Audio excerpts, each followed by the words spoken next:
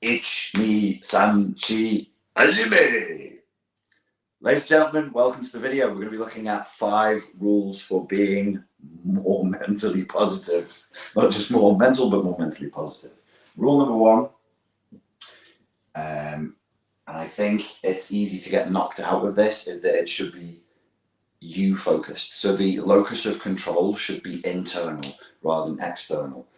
So if you want to be very, very motivated, more structured, you want to have more positivity, generally speaking, you have to be coming from an internal locus of control. That means that what happens in your life, the way you process the events in your life, it's not an external locus of control. Would be everything that happens in my life is like happening to me.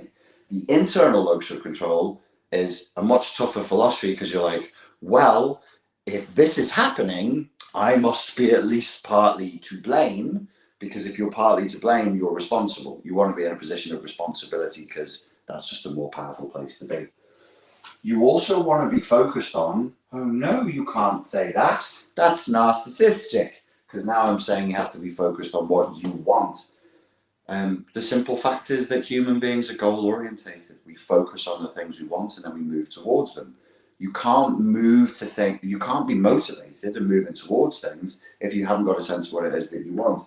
Now, what you want may be very Christian, it may be very Buddhist, it may be very Muslim, it might be like, I want what is best for all of us in the community and for the good of humanity. That's fine, but it must be that which you authentically want, not which has been given to you to want. When you're looking at that, another thing is that you must be focusing not just on what you want, but upon what. Sprechen Sie Englisch? I do. On what you do want. So normally, our daily bread, our daily consumption of social media, reality TV, conversations with friends and all the rest of it, it's very much focused on what we don't want. It's very much focused on envy, status anxiety, competition, trying to one-up each other, terrible things that have happened to us in the past, terrible things that have happened to our community or our nation or our ethnicity in the past. It's past focused, and it's what we don't want. It's natural. It's perfectly natural. That's what the human brain does. It maps for danger. Pain is a bigger motivator than pleasure because of survival, because pleasure is, I don't know, let's say at the most primal levels of the evolution of man, let's say it's sexual opportunity, it's community, it's love, it's being able to find food, being able to find shelter and warmth. And that's great, but you get to do that over and over and over again until the day you die. If you fail to recognize that that snake is poisonous and get out the effing way, you get to make that mistake once. If you fail to obey the law, do not go in that cave because there's massive cat creatures with huge fangs in there, and you get that wrong once, then that's it, it's over. So we're highly motivated by pain. And one of the things that has is it has an echoing effect where we're constantly thinking about pain. We're constantly thinking about what we don't want. So if you want to be motivated, you have to retrain your brain. It won't go there naturally. It won't go there naturally. You have to condition it to focus on what you do want. Number 3, I've cheated and I've put 2 things in one because it's my video and I can. Clarity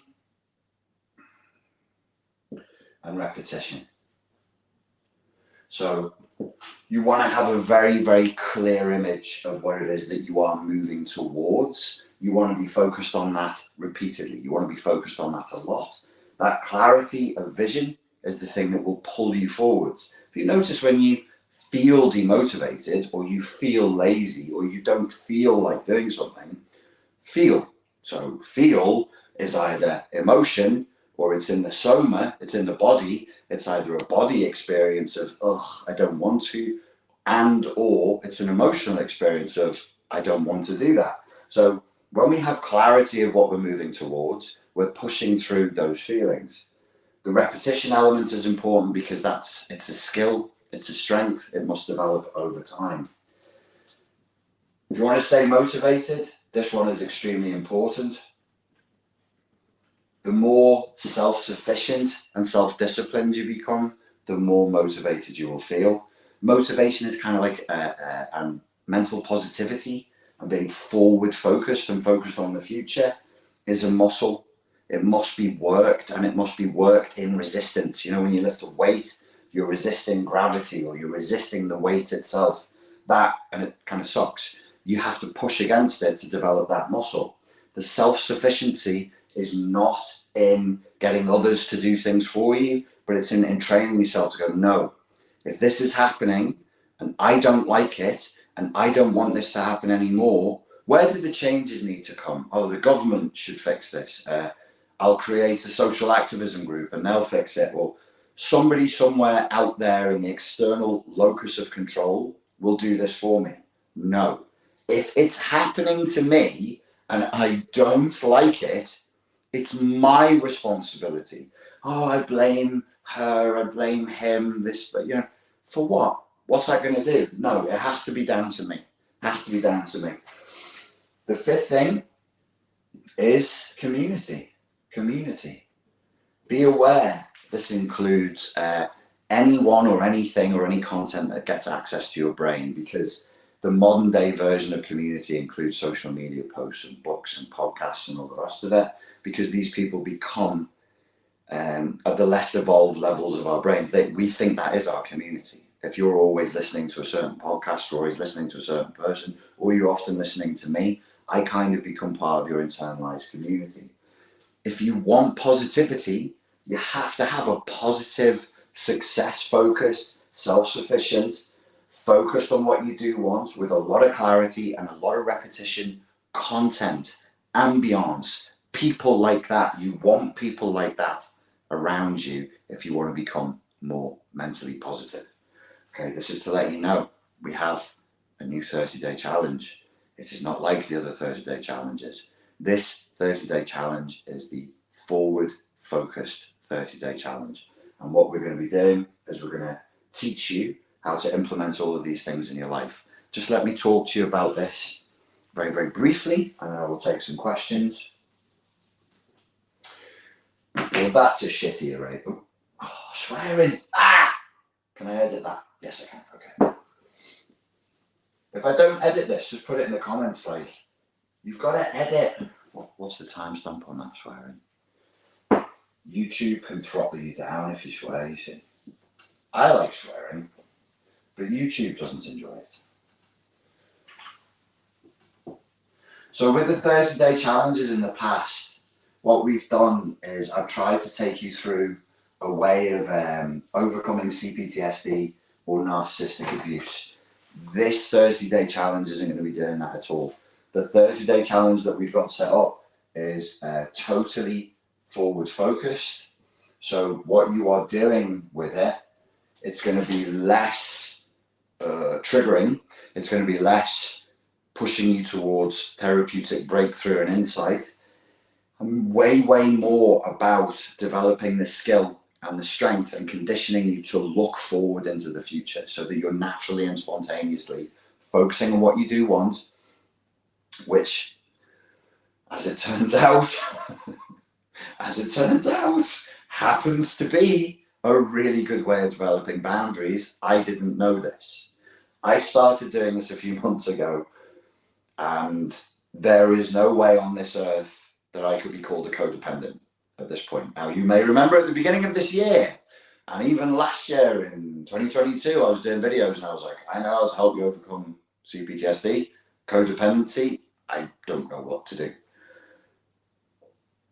It turns out that like this really pretty plain, it's not fancy. It's not like a special psychological technique, or I wouldn't consider it to be a complicated psychological technique. It turns out that simply becoming focused on what you do want and then just moving towards it, in my case at least, was the piece of the puzzle that helped me to overcome codependency. Nobody could call me a codependent at this point in my life. And I wasn't thinking boundaries. I wasn't thinking childhood trauma. I wasn't thinking attachment styles or even particularly emotional literacy. I was just like, I want what I want. you know, in a righteous way, in a good way. Like, I know it's good for me. I know it's good for my family. I know it's in alignment with my values. I'm not hurting anybody. I'm not doing any damage in the world. But this massively improved my boundaries in 2023 and massively helped me to overcome the sort of addictive, weird tendency to fawn, to seek to please other people, to just say yes when I should have said no. I just spontaneously found myself either saying no or maybe even more powerfully, I'm not sure because I haven't figured it out yet. It's just saying nothing. So I would get these covert requests from people like, do this for me, do this for me, do this for me, or make me okay, or support me, or comfort me. And because I was focused on what I wanted, I'd just be like that. Oh, I'm not doing that. I'm doing that weird stuff. And it really registered to me as weird. I was like, I'm not asking you for that. Like, you're an adult, same as me. Like, I'm not asking you, I'm not your mummy. I'm not asking you to be my mummy. Like, what are we doing here? So being forward focused, being focused on what you actually do want, I'm not claiming is going to help people overcome codependency. Could have been a fluke. Correlation is not causation. In my subjective experience, all I'm doing is reflecting back to you. In my subjective experience, this made a huge difference, massive difference. I was just like, you're not in alignment with my values, you're not in alignment with what I want, and that's it.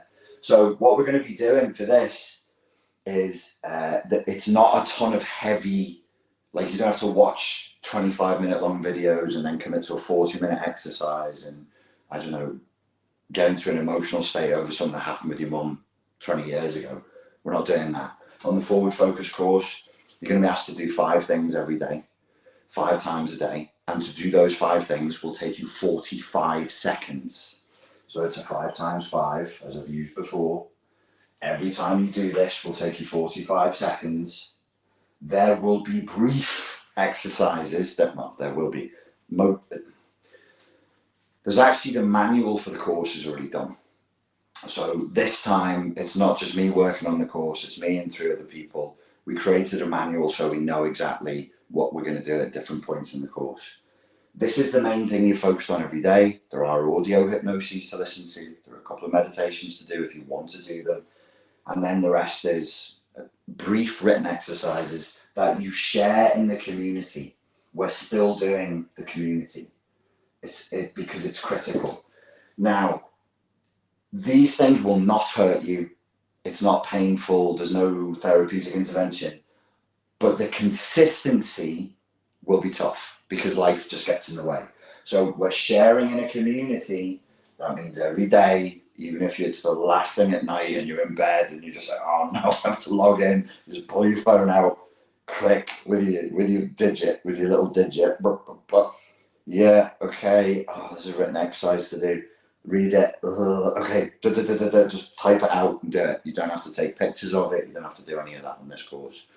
So the emphasis is more on a little bit of work done every day to keep you focused on the future, to keep you focused for 30 days in the morning, in the evening, and then at regular points throughout the day on what you do want for 30 days. That's it. It's not it. Of course, there's little bits and pieces that I've snuck in there that, you know, some of the videos are a little bit longer, some of the concepts are a little bit more complicated, but I can guarantee with this course, nobody's going to get upset by it. Nobody's going to be, you know, triggered by it because it is very, very straightforward. That's available to get now. We're going to start onboarding on December the 29th, and then we actually do day 1 of the course is January the 2nd. If you want to do it, it's the same price as it always is. We're doing it for $50. There is one more thing. This is only for people who feel pretty robust and feel pretty strong. There is another option as well. If you've looked at the Unplug from the Matrix of Narcissistic Abuse course, and you've thought, I want to do that, but it does sound a bit heavy, which it is. I'm not going to lie. I spent 14 months on it. It's dense. It's a very, very dense course. If you feel okay, and my idea with this is after 30 days of this, everybody's going to be feeling pretty positive, pretty upbeat. We do have an option where you can do another 30 days. So that will be throughout February. That will be with me on there, guiding you through it in the community. We have moderators, we have coaches. So we'll do 30 days in January. Super positive, super upbeat, super forward focused. For the people who feel like they're ready to do it, you can do a version of the course that is done inside of 30 days. You then, both of these courses you keep all of the material. In the Unplugged from the Matrix course, you keep that material, and you go through it really, really quick in a sort of a positive, upbeat way, and you skim the stuff because some of that work in there is heavy. And then if you want to, you can come back and work through it with a therapist afterwards, should you so choose. We got through it. I swore at minute 9, and I have to edit the beginning where I was dancing like a buffoon. Good. Now let's do questions. Try and make your questions one sentence long and have them end in a question mark, because I am that sort of a traditionalist. And let's have a little look. If you've got any questions about this or any questions about anything at all, feel free to ask. Okay. Susan says, I need this. That's right where I am, trying to figure out what I want, hoping it befits the all. Can't seem to find the clarity between the choices. I think I'm dealing with deep codependency. It's difficult for people who are codependent, who are truly codependent, because we end up with a very externalized locus of control, where we don't even have the permission to want. So where this did help me overcome codependency, it might have gone, maybe theorizing, it might have gone upriver of the problem, upstream of the problem, and dealt with that problem. And then downstream of that, I was like, oh, I know what I want, and I don't want to do weird stuff with you. Where, when, etc. Just joined. How did you do that? I didn't put the link. Oh, well, you can, yeah, if you go to richardgrannon.com, you can go. So as soon as you join, you'll get access to the introduction video. We're going to get everybody on board for like 2 or 3 days before. There's a few bits and pieces I need you to do to prep you. That'll be on the 28th and 29th of December. But day 1 of the course, of the 30-day challenge, the forward focus one, will be January the 2nd. And then I think because of the calendar, I'm pretty sure we can start the second 30-day challenge on February the 2nd as well. Is this the first time you felt free from codependency? It's not. That's an interesting linguistic structure. I wouldn't even say that, like, so for me, subjectively, I'm not walking around going, oh, I feel free from codependency. I'm free from a burden of something.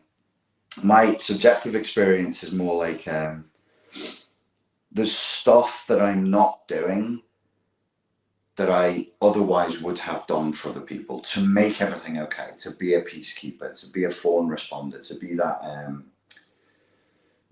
peacemaker. And now I'm just like, well, did you just make a terrible mess? Are you a grown adult? You can clean that. You can clean that. And these are people who've done this with me before. They're looking at me to make it better, and I've just gone, no, I'm not doing that. So I suppose I do feel a little bit unburdened. It's more that, like, a situation happens and then I look backwards and I go, ooh, I prefer the way I responded to that than the way I used to. Which is that it's not even that I'm doing anything. It's just I'm not. Like, if you drop a glass, imagine we're in a room right now and you drop a glass, I would be the first person to rush over and pick it up. And now I'm just looking at it going, well, you've got 2 hands, I'm only going to do what you can do, and it's probably better if you do it. Do you know what I mean? So that's around the house's way of saying yes, but I wouldn't quite structure it like that. Luke says, I say things hurtful to others before they hurt me or if they get too close. How do I get over this? I do not know, my friend. Terribly sorry. It might be worth speaking to a mental health professional and really giving them all the context and the background. I would need to know an awful lot more than that. Joanne Flannery says, I think the 30-day challenge really moved me forward into self-authorship. Yes, you probably would have done one of the CPTSD 30-day challenges. I have more money, a new job, and creative projects too. Oh, that's fantastic. It's good. It's always nice to hear success stories. 30-day challenge isn't, it's not long. You think 30 days, what's that going to change? But it's long enough and if it's hard, you're like, well, I've only got 15 days to go. Come on, let's keep going. But you can actually get quite a bit done in 30 days. How do you address the need to confront someone who is intentionally is adversarial or is paid to create problems with others? I wouldn't be able to answer that without more context. Again, I'm so sorry. Because if I put on my guru hat and I'm like, yes, I know exactly what you mean, and I don't have the data, I could end up talking past you. So here, I need to know what the power dynamic was, because there clearly is one, and I don't know what it is. Scarlett says, the first 30-day challenge was great and helped me a lot. That's fantastic. Are there any videos on recovery from childhood trauma? You can actually search within YouTube, within a channel, on the videos, in the top right bar is a little magnifying glass, and you can look childhood trauma. I'm pretty sure I've done videos on childhood trauma, yeah. The beef. How do I leave an abusive relationship without giving abandonment anxiety to the family I'm leaving? You don't. You don't get to determine the emotional states of the people around you in relation to the things that you do. And I know that sounds, if you're very codependent, it sounds very brutal, and almost in your mind you're like, that's a bit abusive, but you have to, so this is, ta-da, forward focused, non-codependent thinking. You are obliged to live your life responsibly in accordance with your values. This is not a philosophy that says, oh, my value is freedom, so screw everybody no matter what. No, you should seek to diminish harm. But the simple fact is that sometimes when you make a decision that's necessary for you to live your life responsibly, he said again, responsibly, without deliberately hurting people, that you will do things that do hurt people. None of us can live a life that never hurts anybody. Because imagine you're living your life, which is a codependent tries to do, never hurting anyone. Well, then you'd never leave an abusive relationship, because it would hurt them. You'd end up, in romantic context, you'd end up sleeping with people you weren't sexually attracted to try not to hurt their feelings. Do you want to live like that? That's a slave's life. So unfortunately, they're just going to have to deal with the way that they feel about it. The relationship was abusive. You didn't make it abusive. You must leave. They will experience some feelings. I don't know exactly what those feelings are, nor do you. And that's for them to deal with as human beings. Bobo says, how easy is it for a pleb like me to do what you're doing? This challenge, easy. To chat on YouTube and to sort of build something around it. I've tried training people to do it, and it's actually really pretty tough, apparently. For me, it wasn't hard, but I had different experiences coincidentally that led me to a point that when I joined YouTube, because I got onto YouTube, I think 5 or 6 months after it was established, and yeah, but yeah, no, I won't lie to you, it's not so easy. Kat says, how to get rid of excess guilt as a codependent. You really should pay a mental health professional and do 3 or 4 sessions with them, specifically around these feelings of guilt. You're thinking like, how do I get rid of the uncomfortable emotion? But there needs to be a conversation there that is will end up becoming quite Socratic in the best sense, and philosophical, which is, a decent enough counselor is going to say to you, okay, so why do you feel these feelings of guilt? Should you feel these feelings of guilt? What does it mean when we feel feelings of guilt? When is it appropriate to feel feelings of guilt? And then these are boundary building questions, by the way. We think of boundaries as like me saying, I'm boundaried, I say no to you. Sometimes it's that. Well, the most important boundaries are internal and they're philosophical, and they're usually moral. So this is a moral question. Should I never feel guilt? No, you should sometimes feel guilt. If you do something bad, you should feel guilty. Should I feel guilt for stuff I haven't done? Is there ever a context? that in answering that there isn't, forget, the importance is not the answers to those questions. It's in the attempt to answer those questions. We wrestle. So when you wrestle with the question and you engage in good philosophy, these muscles develop and they create boundaries. So over time, you know, you're like, oh my God, I'm feeling guilty about that. And then that part of you that has been wrestling for, let's say, a year, 2 years, goes, why? Well, because no. Is that a rule that applies to you? Or does it apply to everybody? Because if you're living by a rule, like if you're saying only you, cot, should feel guilt, why? Are you special? What is that? Some sort of weird narcissism, the narcissism of a martyr? Like only you should feel guilt. Would you expect your daughter to feel guilt for that? No. Why not? Like, why should you? But she shouldn't. This is philosophy, and it will save your ass. So that's right. Okay.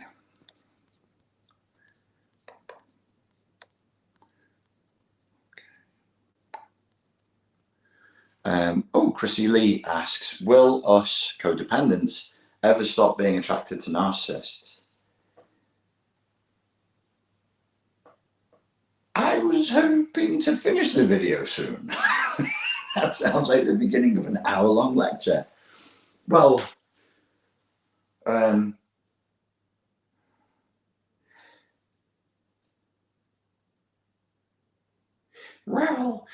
so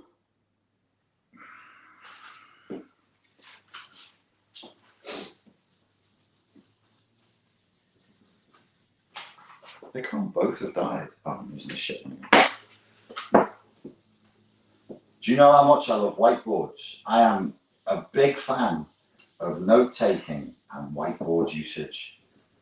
Oh, I'm a big fan. I am going to answer your question. I'm just playing for time because I'm thinking, how can I say this in a way that is actually good?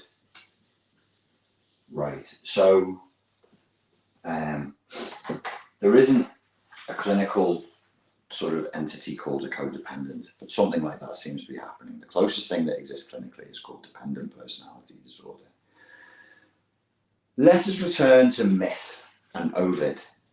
There was Narcissus, the beautiful young man. This is significant that he was male, so he was yang.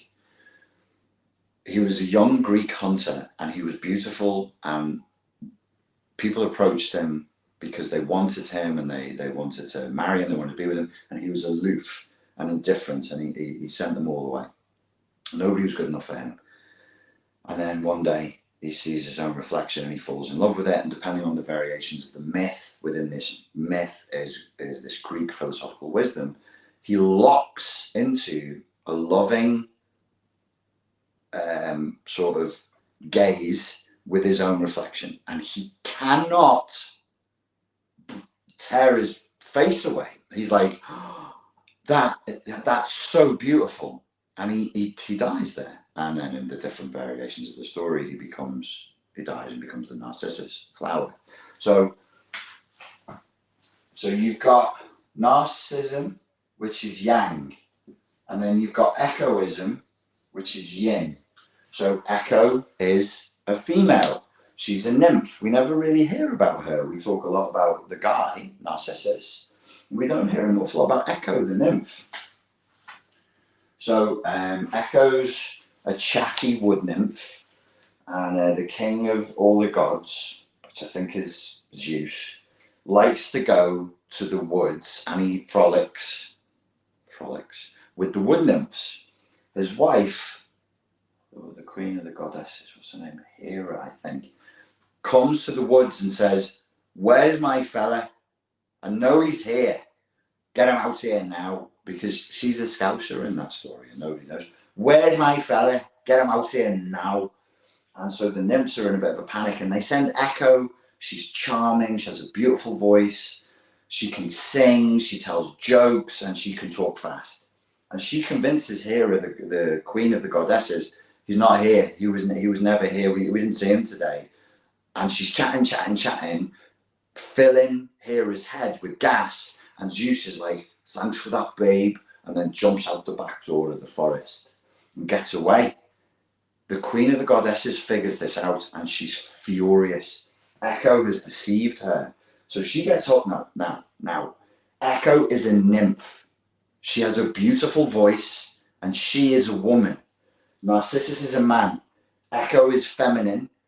Narcissus is masculine. So to keep it like apolitical, we can talk in the Taoist terms, the yin yang. So we say yang and yin. Yang transmits, yin receives. Yin receives. Now, you asked, can codependents ever stop being attracted to narcissists? So he's going to go for it. So it's got to be, that wasn't too bad actually. So if that's the white side, then don't make me colour it. Just imagine that's all black. It's not black actually, it's an absence of light. It's an absence of light. So in the yin is security, nurturing, sleep, the cave, darkness. It's a vessel. You go inside, and when you go inside something, there's no light. Yang is light and bright, and it's outward moving. It's thrusting forward. So when we do combat Tai Chi, if I move into you, I'm giving you yang energy, and you could meet that yang energy with yang. But if you're smart, you'll meet it with yin, and you'll move me into the space, into the void that you've created. So everything, this is dynamic. This isn't still. This is important. I'm setting up the answer to your question. This is very important. Everything in life strives to find balance.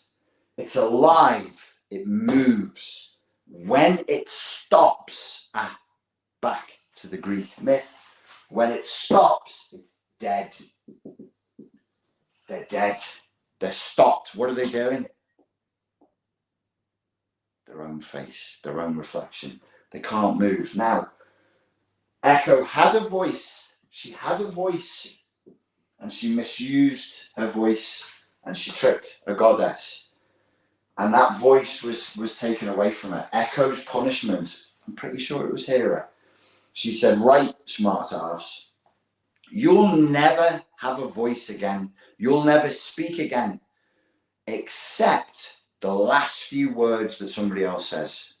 You can only echo what other people say. That is codependency. I don't want to say like politically upsetting things that get people into their fucking, I'm swearing again, bastard. They get them into their combat mode, and then their ears close down. They're like, toxic masculinity. That's feminine. So I'm codependent. So I'm manifesting a toxic femininity, a toxic passivity with no voice. My voice was taken away. I can only do what? Echo. Is that an action? No. That is a reaction. That's a reaction. I'm an empty vessel. You speak, or not you, someone narcissistic speaks, and I echo back what they say. So I don't have yang and yin centered. I'm not balanced. I'm not flowing. I'm not moving. I'm locked and I'm dead. There's a cave. A cave is dead. A cup is dead. A narcissist gazing at their own reflection is dead. That's not alive. I can't be spontaneous. So I can't, like this course where we're saying, okay, we're going to be focused on the future. I want this for me. What? I've got no voice. So if I don't have a voice, I don't have a will. So how can I want? So to me, that's the essence of codependency. Echo meets Narcissus in Ovid's. There's different. There's not just one myth of Narcissus that we get narcissism from. She meets him in the woods, and she sees him, and she falls in love with him. And he says he's not fallen in love with his own reflection yet. He's just walking around in the woods, being beautiful and Greek. And he hears someone, and he says to her something like, "Who goes there? Show yourself." And she can only echo back, "There, show yourself." So he then starts talking to her, but he's such a self-obsessed effing dope. He doesn't realize that she's not talking to him. She's just echoing back the last few things he said, but he's such a narcissist because he's narcissist. Whenever someone echoes back what he says and confirms his reality, that feeds him, and he goes, this must be a truly intelligent person I'm engaged with. So these two engage in a fake communication. And these two poor, broken nincompoops, of which I'm one, I'm on the spectrum for all these things, believe that they love each other. We love each other. We really understand each other. No, because you're both dead. You're dead. You're not in flow. You know, if you're stuck all the way in yin, even as a man, like I'm saying, as a man, I lived like this for years, totally yin, whatever others said. And I had to have some kind of, we say narcissist, but like some kind of tyrannical dope, an overconfident dope, which is another way of saying a narcissist, who really believes in their own bullshit. In my life, for me to, see, I'm even killing the battery here, I'm going on that long. In order for me to feel alive, you asked me many years ago, can a codependent ever stop being attracted to the narcissist? Based on this, Tovarish Chrissy Lee, what do you think? What do you think? You're only attracted because you're toxically yin. You're only attracted to toxic yang because you're toxically yin. You're dead. You're trying to come alive. I don't know how to say this without it sounding very Freudian. You shove them in you. I've done that. You shove all of them in you and you go, oh, I suppose this is what it feels like to be alive. It's not. You're a puppet. You're a sock puppet. You're a sock puppet now. What's your will? Their will. What's your word? Your voice? Their voice. So when you look at the world today and you see people infected with memes and weird ideologies that are beyond reason, most people, the overwhelming majority, are stuck in toxic yin. We're like, oh my God, the overwhelming amount of narcissism. What a pandemic narcissism is. But that wouldn't propagate. That wouldn't propagate. Sorry. Without most people stuck in toxic yin. Why? Because it's not that difficult to deal with people who are highly narcissistic. You just stop giving them attention. You just go, oh, you're a clown who's in love with yourself, who can't even talk to other people because you're just talking to yourself all the time. Try to think in terms of balance and energy. What do you need to be alive? Well, maybe you need a bit of this. Maybe these are polarities, right? So, okay, you're aware of Chinese medicine. If a part of my body is all the way, see, in modern Western discourse, we think of this as a moral thing. We go, well, yin, that which is feminine, is highly moral. That which is masculine is highly immoral. This is total insanity. It's totally insane. If I go all the way yin, is one of these better than the other in the Chinese model? No. Too much of either of these will kill you. You're dead. You die in Chinese medicine. Too much yin, you're dead. Too much yang, you're dead. Too little yin, dead. Too little yang, dead. Dead, diddly dead, unalived, you're dead. Any organ, in Chinese medicine, it's food is yin and yang.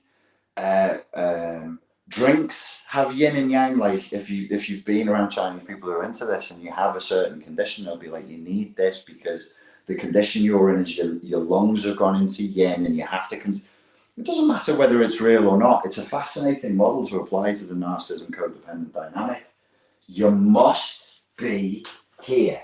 Life is here. This is not still. I met a doctor of Chinese medicine a couple of years ago and he taught me this. It's actually really good. That's a GIF. That's a GIF. When you think of a yin yang, it rolls, it rolls, it rolls. You need to be here. So, if you had some of this, if you're in the far pole of yang, you're a narcissistic idiot. If you're in the far pole of yin, you're a pushover. You're just a dishcloth. Which one's more moral? Kind of a question is that. Is that really where we want to go with this issue? Who's the more moral one?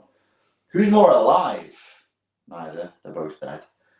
How do we come back to life? Well, maybe there's somewhere along the spectrum where in different contexts I should be moving into yang and saying, no, it's not what you want now, because you don't know what the situation needs. I do. It's about what I want. And then another scenario, I go, you remember the yin yang combat tai chi? We're in a scenario where I look at you and you go, oh, are you going to take over now? And I'll go, no, because I don't know what I'm doing. I'm going to give space to you or somebody else because you know what you're doing and the outcome's going to be better. That's called being alive and open. It can't always be my turn to talk. It can't always be my turn to listen. There has to be balance. So why did I give you this 20-minute long lecture with Greek philosophy and Chinese philosophy? Because you framed the question from, in my opinion, our modern psychology it isn't crappy, but it can very easily create crappy models and crappy thinking. And this is, everybody talks like this on YouTube. You're not wrong to talk, everybody talks like this, but it's crappy. As will I, as a codependent, ever stop being attracted to a narcissist? How do I, as somebody trapped in toxic yin, rebalance my yang? How do I get more yang? Because your attraction to this is an effort to balance. And their attraction the other way, by the way, is an effort towards balance. We're dead, we're trying to become alive. We're locked, we're trying to get free. We're trying to move again. That's all you're doing. You have way more power in this situation than you realize. It's only a case of coming back to embracing what it is that you do want. I'll take one more question. I flipping won't take one more question. It's going to lead to another half an hour lecture. Look at this. Everybody's falling asleep. Bored, boring, bored. Bye. No, everybody's been very nice, I think. Chrissy's here. Thanks so much for the uplifting answer. You answered my real question and I can fix that then. Thank you again. You're very welcome. You're very welcome. So the main focus, if it's about overcoming codependency, which is not what the course is designed to do, I'm just reflecting back to you guys that in my experience, that's what happened. And it's probably largely about a rebalancing, where this was a way, you know, this is how I learned to survive in childhood. This was what was necessary in childhood. I also was not allowed a voice. I also was punished for having a voice by people who were over here in the toxic yang spectrum. And in order to survive, instead of copying them and becoming toxically yang, which I think would have killed me, I think they would have killed me if I'd done that, I became toxically yin. And you want to go, oh, but that's morally, that's superior. Really? Really? Read Nietzsche's concept of slave morality and get back to me and tell me that that's morally superior.